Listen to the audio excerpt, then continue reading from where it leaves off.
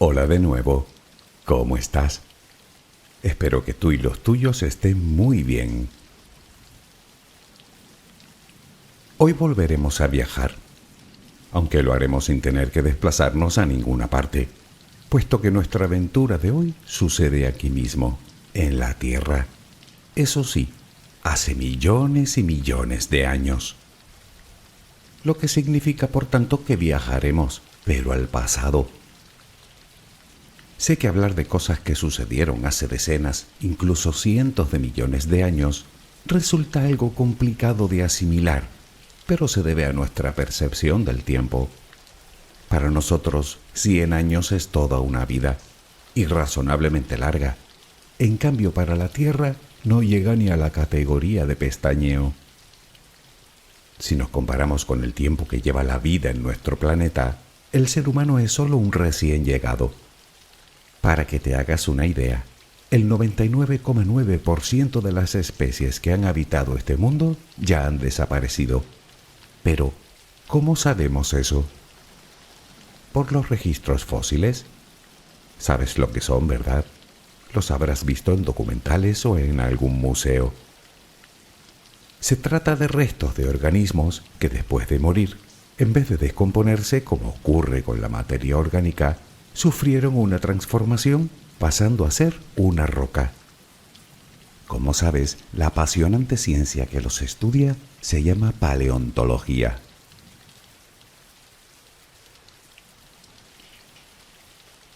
Cientos de años llevamos descubriendo y estudiando fósiles. Gracias a ellos comenzamos a entender la vida pasada de nuestro planeta, que la hubo y tan diversa como impresionante.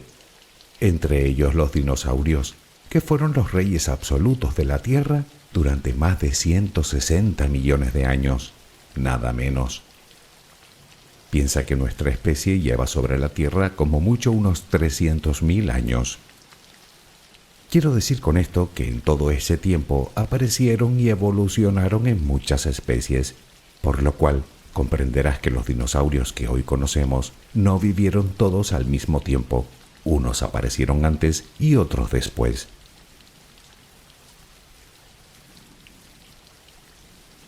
Lo cierto es que la referencia más cercana que tenemos, la mayoría de nosotros, al mundo de los dinosaurios proviene del cine.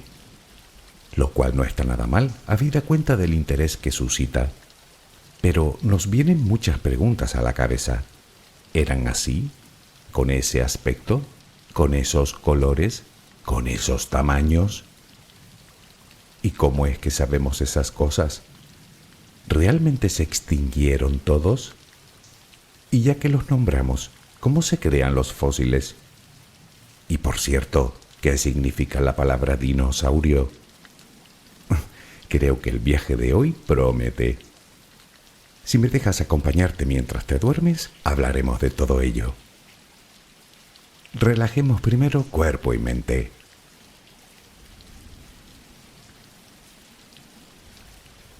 Adquiere la posición que prefieras para dormir. Lo importante es que estés cómoda o cómodo. Puede que no encuentres esa posición ahora. En ese caso, ponte boca arriba, con las manos a los costados y las piernas ligeramente separadas. Relaja los párpados. Intenta que no haya tensión en ellos. Primero realizaremos 2 o 3 respiraciones profundas, tomando el aire por la nariz y soltándolo por la boca. Hincha los pulmones y vacíalos. Inspira y suéltalo.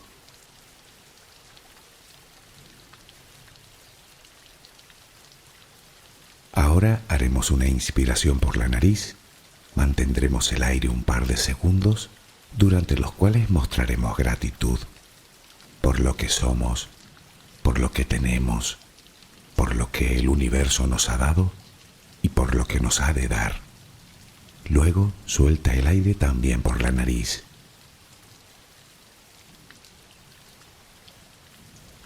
repítelo 2 o 3 veces más. Cada vez que exhalas, notas cómo te vas vaciando de todo lo malo y negativo de tu vida y tu cuerpo se va relajando más y más. Inspira, retén el aire y suéltalo. Deja que salga todo lo que te contamina. Inspira y suéltalo. Sigue respirando tranquila y acompasadamente. Intenta hacer la respiración abdominal, dejando que sea el estómago lo que se balancee con cada respiración. Inspira y suelta, sin forzarlo. Inspira y suelta.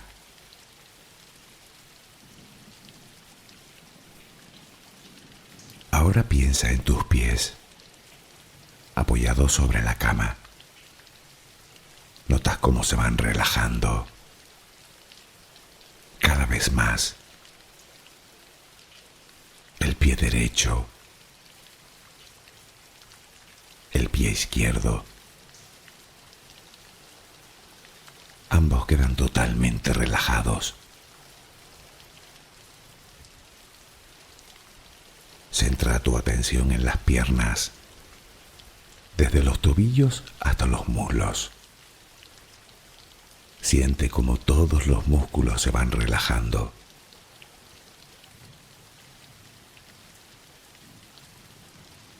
La pierna derecha queda completamente relajada. La pierna izquierda se relaja también. Notas cómo tus extremidades inferiores han quedado completamente relajadas.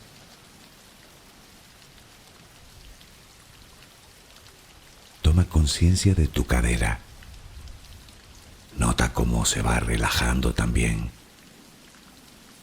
Se relajan los glúteos. Notas el peso de toda la zona.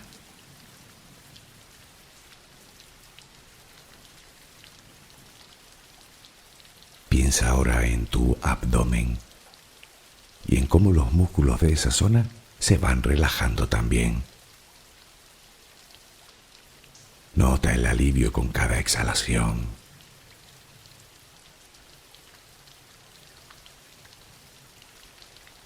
Piensa ahora en tu pecho. Nota cómo se relaja lentamente, cada vez más.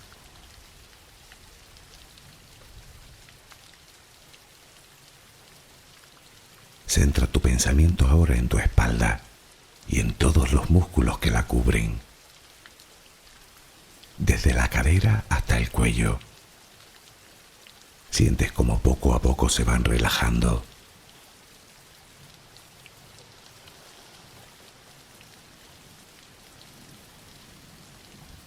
Percibes como los hombros también se relajan.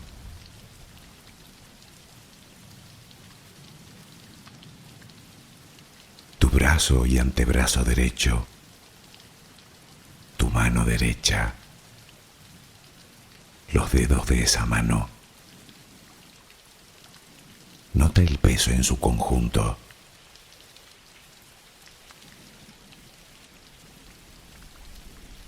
Tu brazo y antebrazo izquierdo, tu mano izquierda, los dedos de esa mano. Nota el peso.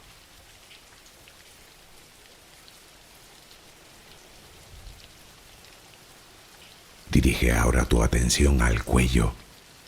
Piensa en él. Siente como todos los músculos se van relajando.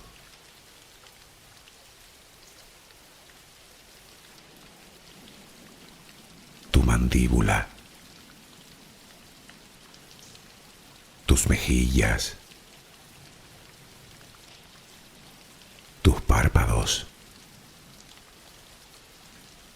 tu frente,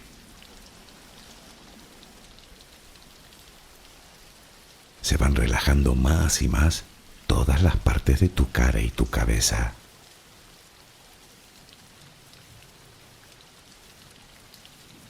A cada instante sientes como tu cuerpo se va relajando más y más.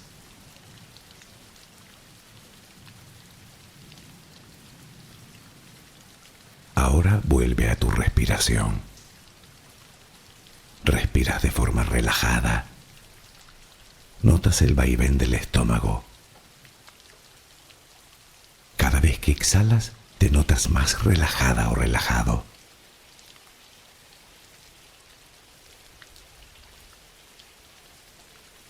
Ahora frente a ti aparece una luz. Mírala. Está ahí. Es como si viniera de todos lados. Es una luz muy bella y tranquilizadora. Ella quiere llegar hasta ti y tú la dejas, porque sabes que esa luz es amor.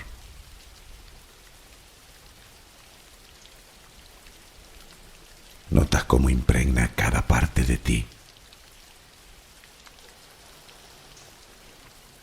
Notas cómo atraviesa tu piel y comienza a llenarte por dentro.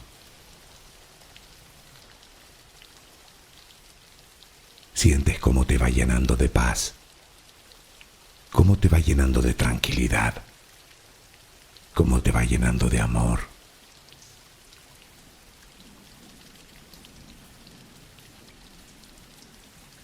Poco a poco va desapareciendo de ti todo rastro de preocupación. Poco a poco, cada rincón oscuro de tu cuerpo se va llenando de esa suave luz. Sientes cómo te va purificando por dentro y por fuera.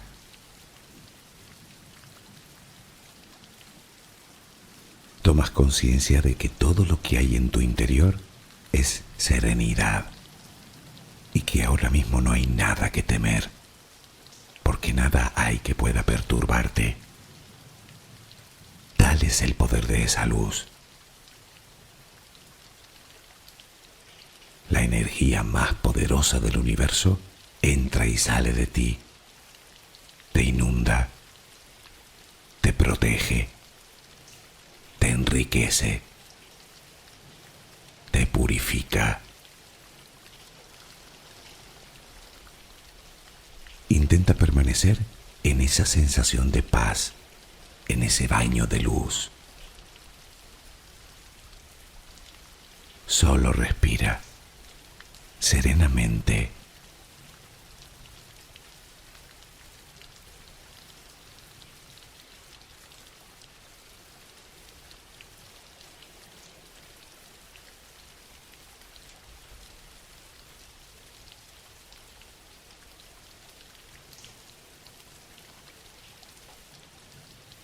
Los fósiles de dinosaurios son conocidos desde la antigüedad, incluso siglos antes de nuestra era, y según los expertos, podrían haber inspirado, entre otras cosas, parte de la mitología grecorromana, o la existencia de los dragones en China, y quién sabe cuántas historias más de dioses y titanes.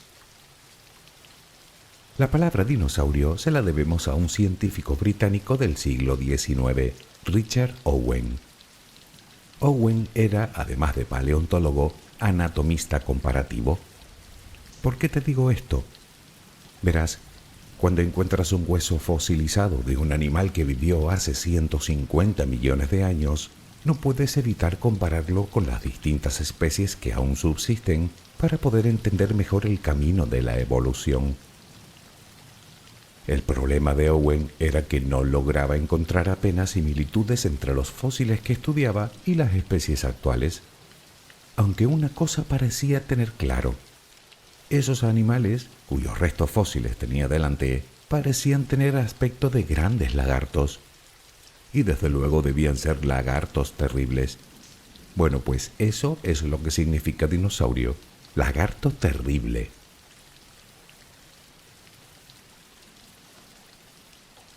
Hace ya bastante tiempo que sabemos que no eran lagartos, aunque seguimos llamándolos así, Además, sabemos que los había de todos los tamaños, desde muy pequeños, del tamaño aproximado de un colibrí, hasta el más grande de todos los encontrados hasta ahora. Imagina un animal de cerca de 70 toneladas y casi 40 metros de largo. Claro que gran parte del animal era cuello y cola. Fue encontrado en la Patagonia y el nombre yo diría que le viene al pelo, Patagotitan majorus. La verdad es que resulta muy difícil de creer, pero cuando encuentras un fémur de casi 2,5 metros, como mínimo te preguntas cómo tenía que haber sido su dueño. Y sabes que según afirman algunos científicos, aún podría quedar alguno incluso mayor por descubrir.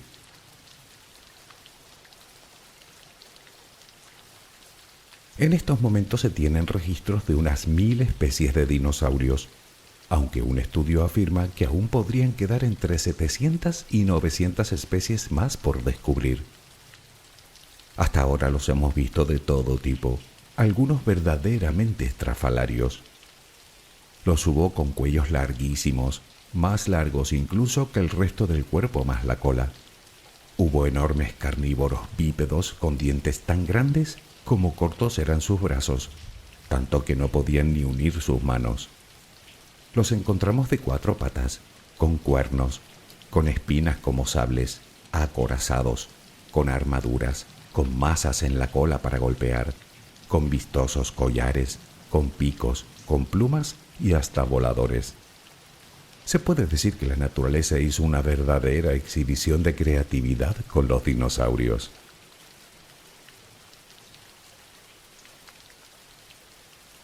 Si te preguntas a qué se debe tanto despliegue de singularidades, te diré que se sabe muy poco con certeza. Lo que sí parece cierto es que la naturaleza no suele crear nada que no tenga utilidad, por lo que algunas de esas que consideramos rarezas podrían haber servido como defensa o como método disuasorio frente a los depredadores, puede que para parecer más grande o amenazador, mientras que las otras, las más rocambolescas, digamos, podrían haber desempeñado funciones relacionadas con el apareamiento, es decir, para atraer al sexo opuesto. Es algo que hoy podemos observar en infinidad de especies como en las aves, aunque estas no son las únicas que se exhiben ante el sexo opuesto. También lo hacen otras especies, y si no es por eso, ¿qué sentido tiene la enorme cornamenta de un alce, o la melena de un león, o los largos colmillos de las morsas? De ahí que los científicos crean que algunos debían tener una piel colorida, bien para mimetizarse con el medio o bien para atraer el sexo opuesto. Pero no tenemos ni idea del color que tenían, si es que lo tenían. Sí conocemos los rasgos de su piel escamosa, porque existen registros fósiles que lo confirman, pero las tonalidades que ves tanto en documentales como en el cine se debe más a una suposición con base a comparaciones con distintas especies actuales.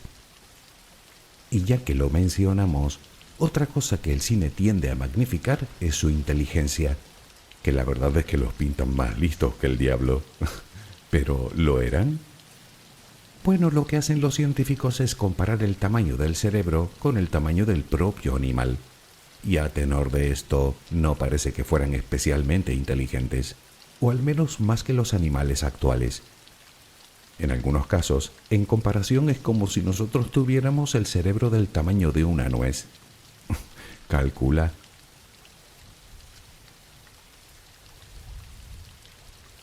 Pero empecemos por el principio, por los fósiles, porque ese fémur del que hablábamos antes de casi 2,5 metros es al fin y al cabo de roca sólida. ¿Cómo y por qué llegó a pasar de ser un hueso a ser una piedra con forma de hueso? Lo cierto es que hablar de los fósiles es meternos en un mundo bastante más complejo de lo que parece, y profundizar en él nos llevaría varios audios. Por ejemplo, ¿te suenan los combustibles fósiles? Bueno, pues eso. Si no fuera por ellos, hasta nuestro mundo sería otro en muchos sentidos. Aunque obviamente no vamos a hablar hoy del carbón o del petróleo, sino que nos vamos a centrar en esos que nos resultan más familiares, dientes, caparazones, conchas, huesos, etc. A estos se les llama fósiles corporales, aunque también existen los icnofósiles o fósiles traza, que no son partes del cuerpo del organismo en sí mismo, sino otras evidencias de su existencia, como huellas o pisadas, o incluso excrementos, llamados coprolitos, que ayudan a los científicos a estudiar cuál era su dieta.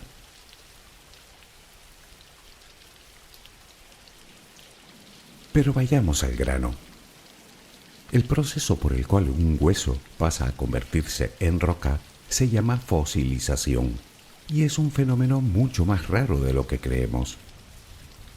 Es un proceso físico-químico que se produce de forma más habitual en animales con partes duras, digamos más mineralizadas, como esqueleto óseo o caparazones, o madera en el caso de los árboles, que en animales compuestos solamente por partes blandas, como una medusa, puesto que son estas partes las que primero se descomponen, al igual que sucede con las vísceras, o con la piel, o con las flores, o con las plumas.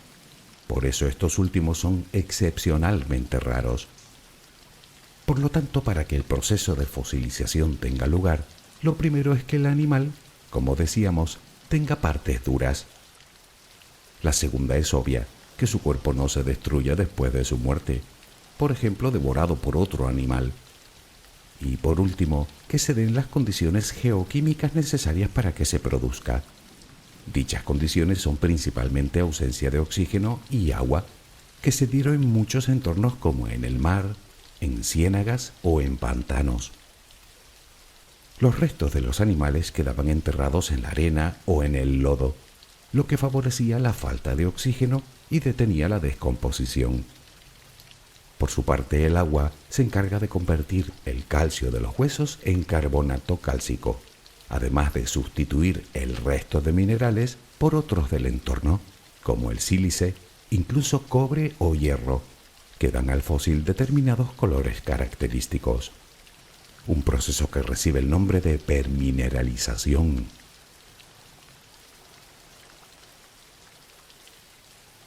Ese es el motivo por el cual la inmensa mayoría de los fósiles se encuentran en roca sedimentaria.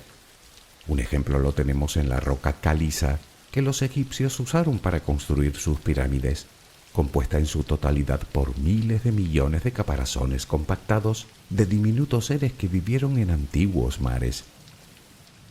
Si te preguntas cuánto dura el proceso, te diré que menos de lo que creíamos. Hasta hace bien poco, los científicos pensaban que un fósil tardaba unos 10 u 11.000 años en crearse.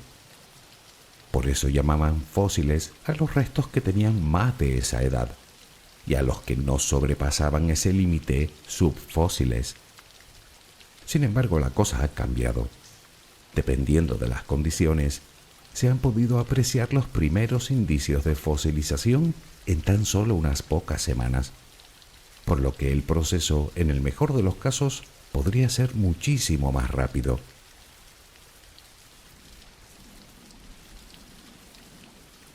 Los dinosaurios vivieron durante el periodo que los científicos llaman el Mesozoico, que empieza hace unos 252 millones de años y acaba hace unos 65 millones de años. El Mesozoico a su vez se divide en 3 periodos, cuyos nombres te sonarán: Triásico, Jurásico y Cretácico. Es un error muy común pensar que los dinosaurios fueron los primeros animales terrestres de la historia. No es así.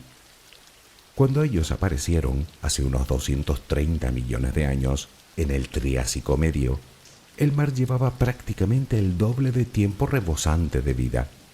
Y aunque la Tierra no llevaba tanto, también había sido conquistada por cantidad de especies, solo que los auténticos reyes en esa época eran los reptiles. Algunos grandes, de varias toneladas de peso, con largas patas situadas debajo del cuerpo que los hacían muy veloces y les daba un aspecto de mamífero. Pero para entender cómo surgieron los dinosaurios habrá que retroceder un poco más en el tiempo.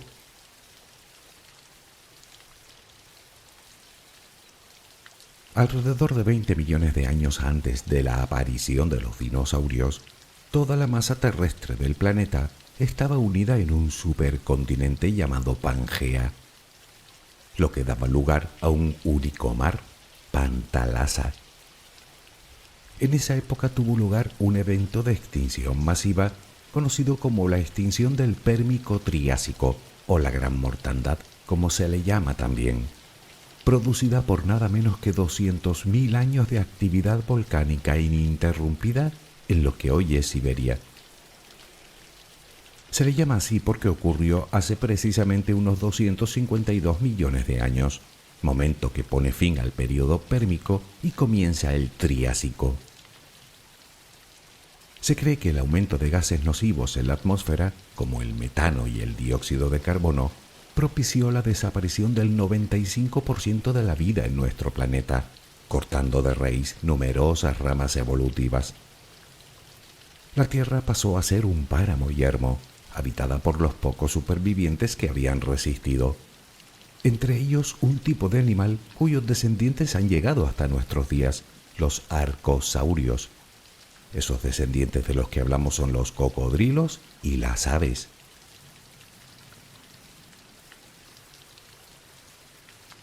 Hace unos 250 millones de años vivió lo que se considera el antepasado común de los dinosaurios, un arcosaurio carnívoro al que se le llama Teleocrater radinus. Aunque lo cierto es que se parecía mucho más a un cocodrilo que a un dinosaurio. Parece ser que tenía un aspecto similar al varano actual, aunque notablemente más pequeño.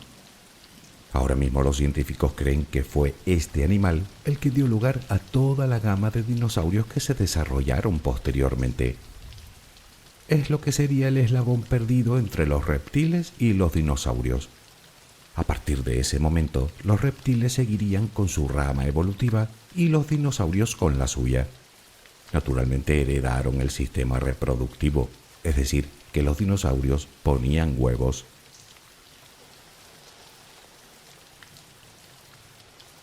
A finales del periodo Triásico evolucionaron los llamados terópodos. Son los dinosaurios con forma de ave que caminaban sobre sus patas traseras, carnívoros, con largas colas y hocico alargado. Claro que los primeros tenían el tamaño de un pollo y eran omnívoros, es decir, que comían casi cualquier cosa. Luego fueron aumentando de tamaño hasta llegar a los 3 metros de largo y 1 de alto, convirtiéndose exclusivamente en carnívoros. Se cree que en esta época eran cazadores además de carroñeros, debido sobre todo a su tamaño y a su complexión, ya que estos no eran especialmente fuertes, tal y como llegarían a serlo más tarde. Sin embargo, ocurrió algo más en este periodo, a finales del Triásico. Hace poco más de 200 millones de años aparecen los primeros mamíferos, nuestros antepasados, que también evolucionaron de los reptiles, aunque de forma diferente.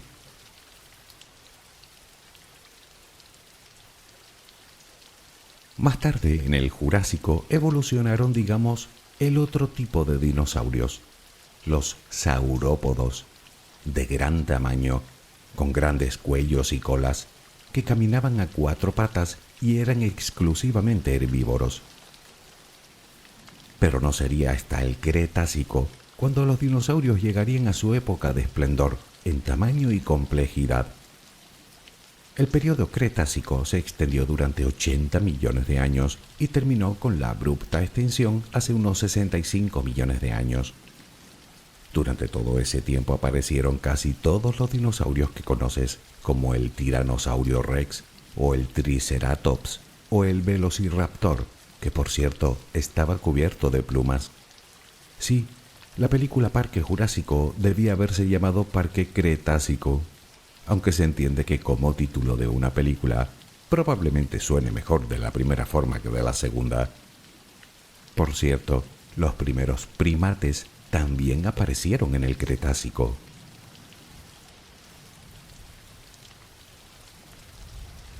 Como ves, los dinosaurios no estaban solos, aunque a partir del periodo Jurásico se convirtieron en los reyes absolutos de todos los ecosistemas terrestres, lo cual, por cierto, hace recordar a las aves actuales, que las encuentras en todas partes.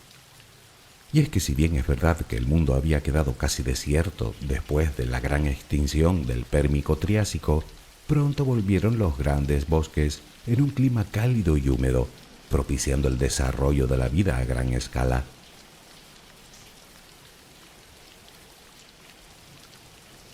Claro que la pregunta obvia es por qué llegaron a ser animales tan descomunales. Si antes hablábamos del herbívoro más grande jamás encontrado, el Patacotitan majorus, en cuanto a los carnívoros, el que ostenta el primer puesto no era el T-Rex, sino el espinosaurio, de hasta 18 metros de largo y más de 20 toneladas de peso. Lo cierto es que el mundo no ha vuelto a ver criaturas terrestres de ese tamaño en la Tierra, porque el mar ya es otra historia. Pero seguimos sin saber el porqué del gigantismo. Bueno, como te dije, la certeza es algo que escasea en la paleontología, pero sí se sabe que algunos de esos animales tenían una tasa de crecimiento de hasta 50 veces mayor que la nuestra, es decir, que crecían muy rápidamente. Era como si la naturaleza hubiera iniciado una especie de carrera armamentística, en la que las presas se hacían cada vez más grandes y naturalmente los depredadores también. Los científicos creen haber hallado la respuesta.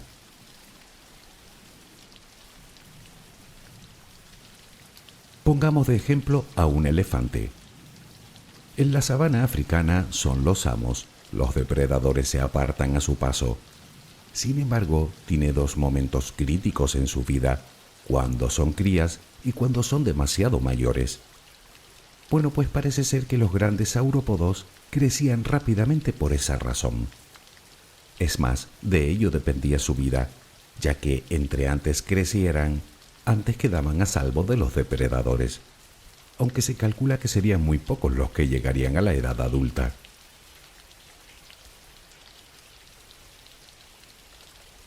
Pero aún no hemos hablado de las plumas. Con toda la controversia que hoy despierta, en este momento se conocen más de 30 especies de dinosaurios con plumas, aunque no aparecieron en el Triásico, sino tiempo más tarde, en el Jurásico. Parece ser que son escamas de piel evolucionadas, en principio como motivo de pura exhibición, relacionadas una vez más con el aspecto reproductivo, como hacen hoy las aves. Y si no, piensa en un pavo real. Si la hembra, por ejemplo, elige al macho que más plumas tiene, la selección natural propiciaría que poco a poco, con el fin de asegurarse su progenie, cada vez nacieran con más plumas. Con el paso de los millones de años, algunos de ellos, especies pequeñas, con suficiente número de plumas, empezaron a utilizarlas para saltar de árbol en árbol, simplemente desplegando sus brazos y sus piernas. Sí, 4 alas, como el Archaeopteryx, un animal mezcla de reptil y ave. En el Cretácico ya existían las primeras aves voladoras.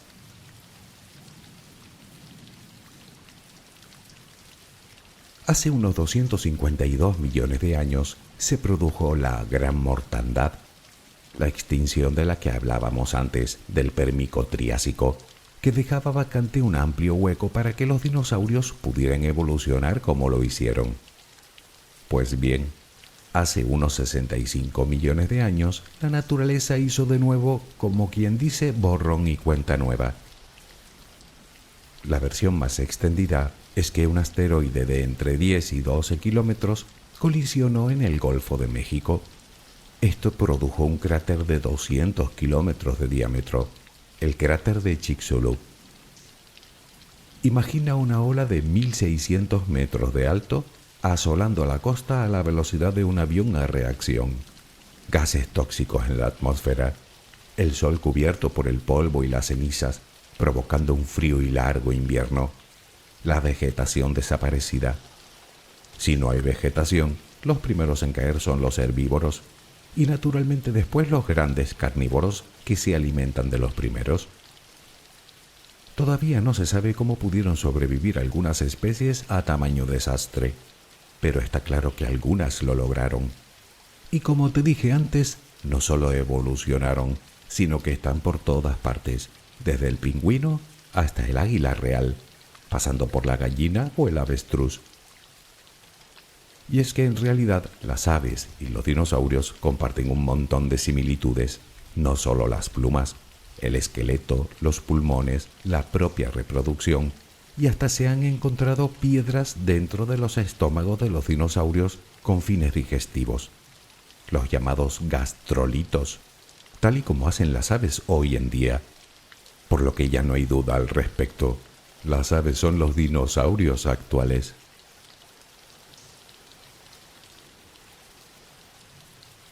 Espero que comprendas la complejidad que entraña resumir 170 millones de años en tan solo unos minutos.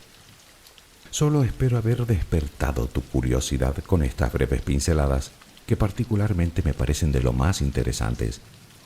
Piénsalo, una extinción masiva permitió la evolución de los dinosaurios y otra los eliminó, posibilitando la llegada de la era de los mamíferos, de nosotros.